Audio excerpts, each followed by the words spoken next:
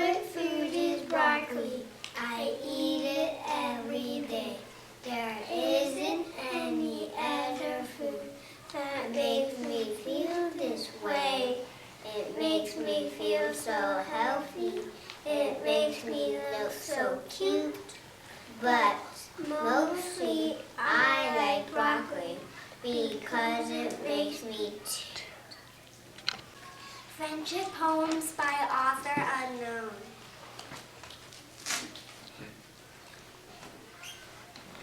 Friends smile at you, they like your face, they want to be with you any old place. Friends have fun with you, friends share, they're glad when you're happy, when you're sad, they care. If you're a friend, then you care too, that's why your friends are glad you're you. It's nice to have a friend like you. I'll tell you what I'm going to do. Because you make me so fine, I'll take you for my Valentine.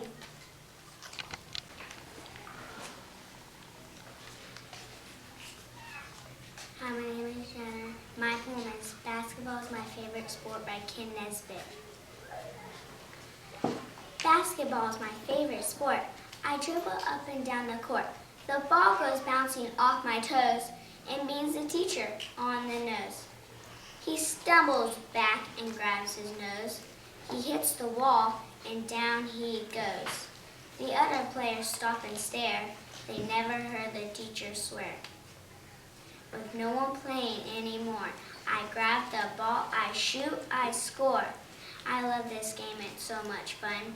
The teacher cried, but hey, we won. I Raised My Hand in Class by Ken Nesbitt. I raised my hand in class this morning, sitting in the back. The teacher didn't see, I think. Instead, she called on Jack. I stretched my hand up higher, but she called on Zach and Zoe. I started bouncing up and down, but still she called on Chloe. I waved my arms, but even so, she didn't call on me. She called on Brian, Brooklyn, Billy, Bailey, Ben, and Bree. She called on Taylor, Tristan, Thomas, Trinity, and Ty. Then finally, she called my name. I breathed a heavy sigh. She asked me for the answer. I just frowned and clenched my knees and said, I have no idea, but could I use the bathroom, please? Jelly Beans by Valerie Danoff. Jelly, jelly, jelly beans, belly, belly, belly beans. Orange, black, white, red, green, red, blue, yellow beans. Many, many can be found, all the colors in between. From one to many jelly beans. Can you guess how many jelly beans? But first, by Kathy Kenny Marshall. I had a bit of trouble with my teacher yesterday. She said I had to get to work, there wasn't time to play. But first, I had to tie my shoes, and I had to blow my nose, and then I had to clean the lint that tickled between my toes. Then I had to find my pencil and sharpen up its tip. Then I had to zipper up my pants and Vaseline my lip. And then, of course, 'cause it was cold, I put my sweater on. And then I found a new eraser, 'cause my old one was all gone. And then I found a buggy bite. I really had to itch. And scratching made me notice that my sweater pulled a stitch. So now I pulled a little thread and made a little hole. And noticed that my elbow had a tiny brownish mole. It looked just like a ladybug, so I drew it a nose. I added spots and little legs and teeny buggy toes. And then finally, with those things all done, I settled down to work. But my friends had already finished, and my teacher went berserk. And really, I was so confused. I wasn't having fun. These things were quite important.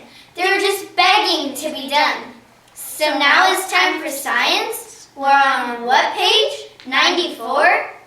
But first, there are some markers I must pick up from the floor. Animal Talk by Arden Davidson. I think I got it all figured out, what Animal Talk is all about. Moo means, excuse me, that's my milk you're taking. Oink means, quit looking at me like I'm baking. Neigh means, no shoes, no shirt, no ride. Ba means, gee, lately it's colder outside. Arf means, my tail is my very best feature. Meow means, I'm such an exquisite creature. Quack means, this water's turning quite icy. Hiss means, you look so delicious and spicy. Roar means, I'm the king of the bees. Honk means, I'm the queen of the geese. Grr means, I'll eat you when you go for a walk. Walk. Boy, am I glad I speak animal talk. Rules by Carla Cuskin. Most kids stand by rules. We are going to tell you some. Do not jump on ancient uncles. Do not yell at average mice. Do not wear a broom for breakfast. Do not ask for snakes' advice. Do not bathe in chocolate pudding. Do not talk to bearded bears. Do not let seagulls on sofas. Do not dance on velvet chairs. Do not take a whale to visit Russell's mother's cousin's yacht. And whatever else you do, It's better you do not.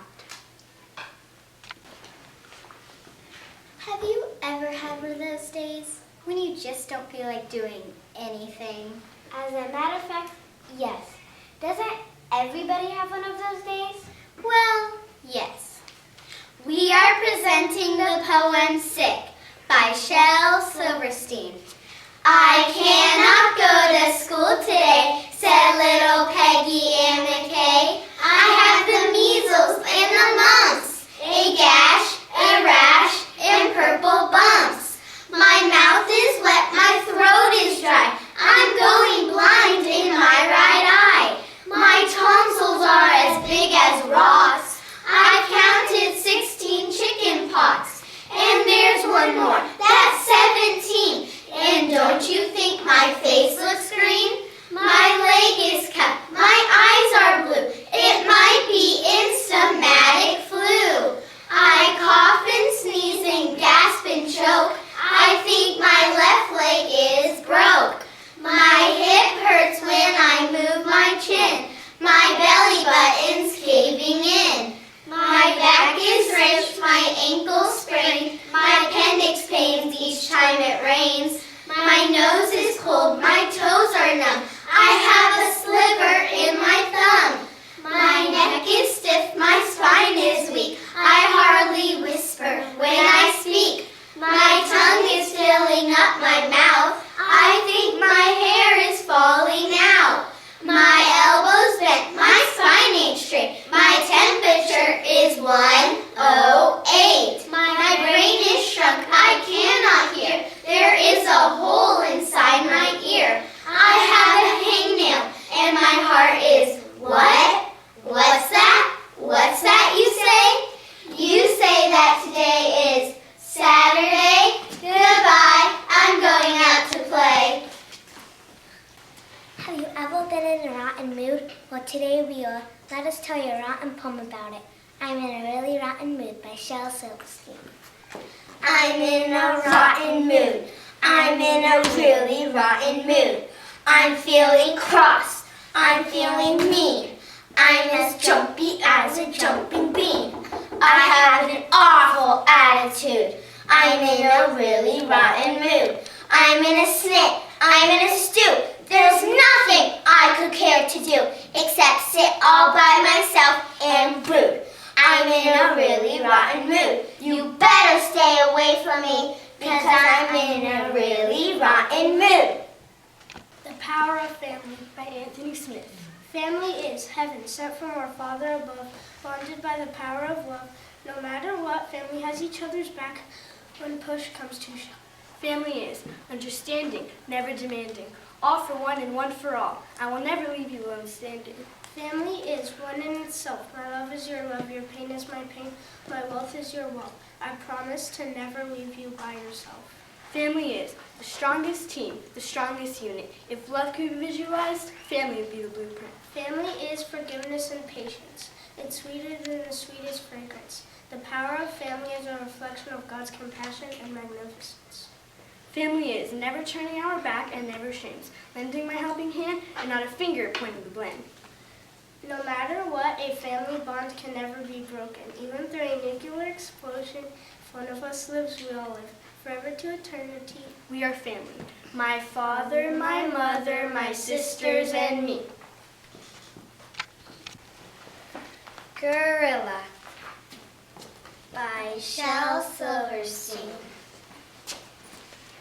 Since I brought my gorilla to school, everyone's nicer to me.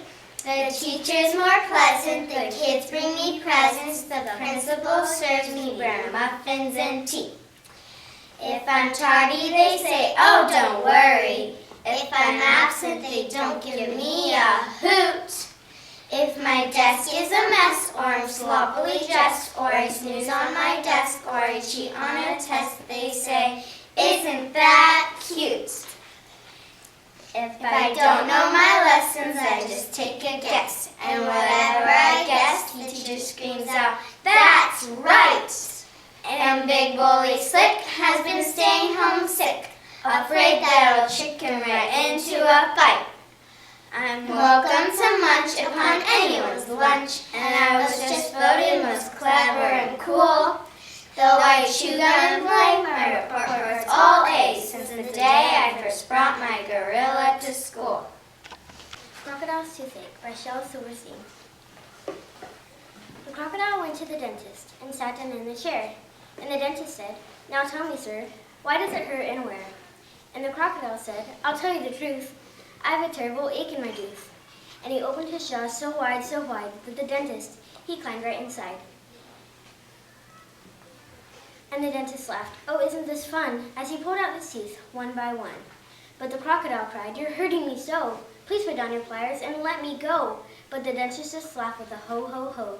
And he said, I still have 12 to go.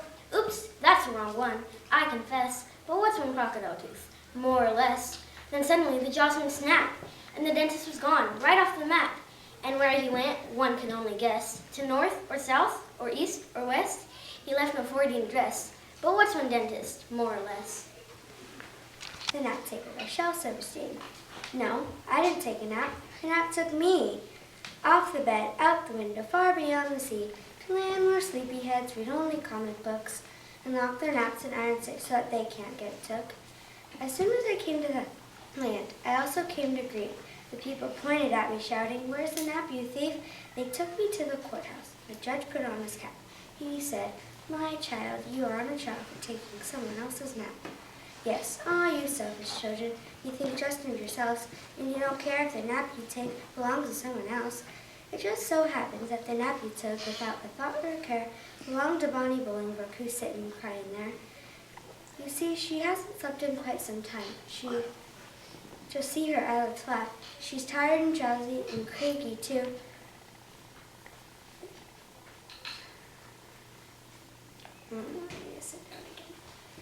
The Land of Happy by Shel Silverstein.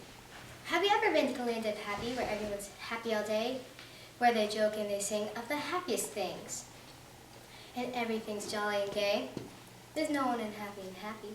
There's smiles, there's laughter and smiles galore. I've been to the Land of Happy. What a bore! Peter Piper, a tongue twister. Peter Piper picked a peck of pickled peppers, a peck of pickled peppers Peter Piper picked. If Peter Piper picked a peck of pickled peppers, where's the peck of pickled peppers Peter Piper picked? Money, money, my mommy spent all my daddy's money. Money, money, my sister spent all my money, my mommy's money. But money doesn't grow on trees. No. Sick by Shel Silverstein. I cannot go to school today, said little Peggy Ann Mackay. I have the measles and the mumps, a gash, a rash, and purple bumps. My mouth is wet, my throat is dry. I'm going blind in my right eye. My tonsils are as big as rocks. I've counted 16 chicken pox. Oh no, there's one more. That's 17. And don't you think my face looks green? My leg is cut, my eyes are blue. It might be instamatic flu. I cough, sneeze, gasp, and choke. I'm sure my left leg is broke. My hip hurts every time I move my chin. My belly button's caving in. My back is wrenched, my ankle's sprained, my appendix pains each time it rains. My nose is cold, my toes are numb. I have a sliver in my thumb. My neck is stiff, my voice is weak. I hardly whisper when I speak. My tongue is filling up my mouth. I think my hair is falling out. My elbow's bent. My spine ain't straight. My temperature is 108. I have a hangnail, and my heart is... What? What's that you say? You say today is Saturday? Goodbye. I'm going out to play. Have you ever wanted something so bad that you thought you couldn't live without it? Well, I'm going to tell you about a girl who had the same problem. Little Abigail and the Beautiful Pony by Shel Silverstein. There was a girl named Abigail who was taking a drive through the country with her parents when she spied a beautiful, sad-eyed, gray and white pony, and next to it was a sign that said, "For sale, cheap." "Oh," said Abigail, "may I have that pony? May I please?" And her parents said, "No, you may not." And Abigail said, "But I must have that pony." And her parents said, "Well, you can't have that pony, but you can have a nice butter pecan ice cream cone when we get home." And Abigail said, "I don't want a butter pecan ice cream cone. I want that pony. I must have that pony." And her parents said, "Be quiet and stop nagging. You're not getting that pony." And Abigail began to cry and said, "If I don't get that pony, I'll die." And her parents said, "You won't die. No child has ever yet died from not getting a pony." And Abigail felt so bad that when she got home, she went to bed, and she couldn't eat, and she couldn't sleep, and her heart was broken, and she did die, all because of a pony that her parents wouldn't buy. This is a good story to tell to your folks when they won't buy you something you want. What If by Shel Silverstein. Last night while I lay thinking here, some what ifs crawled inside my ear and pranced and partied all night long and sang their same old what if song. What if I'm done in school? What if they've closed the swimming pool? What if I got beat up? What if there's poison in my cup? What if I start to cry? What if I get sick and die? What if I flunk that test? What if green hair grows in my chest? What if nobody likes me? What if a bolt of lightning strikes me? What if I don't grow taller? What if my head starts getting smaller? What if the fish won't bite? What if the wind tears up my kite? What if they start a war? What if my parents get divorced? What if the bus is late? What if my teeth don't grow in straight? What if I tear my pants? What if I never learn to dance? Everything seems swell, and then the nighttime what ifs strike again. Television by Roald Dahl. The most important thing we've learned, so far as children are concerned, is never, never, never let them near your television set. Or better still, just don't install the idiotic thing at all. In almost every house we've been, we watch them gaping at the screen. They loll and slop and lounge about and stare until their eyes pop out. They sit and stare and stare and sit until they're hypnotized by it, until they're absolutely drunk with all that shocking, ghastly junk. Oh yes, we know, it keeps them still. They don't climb out the windowsill. They never fight or kick or punch. They leave you free to cook the lunch and wash the dishes in the sink. But did you ever stop to think, to wonder just exactly what this does to your beloved talk? It rots the sense in the head. It kills imagination dead. It clogs and clutters up the mind. It makes the child so dull and blind, he can no longer understand a fantasy, a fairyland. His brain becomes as soft as cheese. His powers of thinking rust and freeze. He cannot think, he only sees. All right, he'll say. All right, he'll cry. But if we take the set away, what shall we do to entertain our darling children? Please explain. We'll answer this by asking you. What used the darling ones to do? How used they keep themselves contented before this monster was invented? Have you forgotten? Don't you know? We'll say it very loud and slow. They used to read. They'd read and read and read and read and then proceed to read some more. Such wondrous, fine, fantastic tales of dragons, gypsies, queens and whales, and pirates wearing purple pants, and sailing ships and elephants. The younger ones had Beatrix Potter with Mr. Todd the Dirty Rotter, just how the camel got his hump, and how the monkey lost his rump. Oh, books, what books they used to know, those children living long ago. So please, oh please, we beg, we pray, go throw your TV set away. And in its place you can install a lovely bookshelf on the wall. Then fill the shelves with lots of books, ignoring all the dirty looks, the screams and yells and bites and kicks, and children hitting you with sticks. Fear not, because we promise you that in about a week or two of having nothing else to do, they'll now begin to feel the need of having something to read. And once they start, oh boy, you watch that slowly growing joy that fills their hearts. They'll grow so keen, they don't wonder what they've ever seen in that ridiculous machine, that nauseating, foul, unclean, repulsive television screen. And later, each and every kid will love you more for what you did. Historical plays are boring, by unknown author. How did I get talked into this? Oh, I remember my mom and dad said if I signed up for a school play, I could get the video game I wanted. If I would have known that I could only play when my mom and dad gave me permission, I would have not gone through with the deal. I was hoping I would not make the cast on auditions, but little did I know that everybody was guaranteed a part. This play would be so much better with ninjas.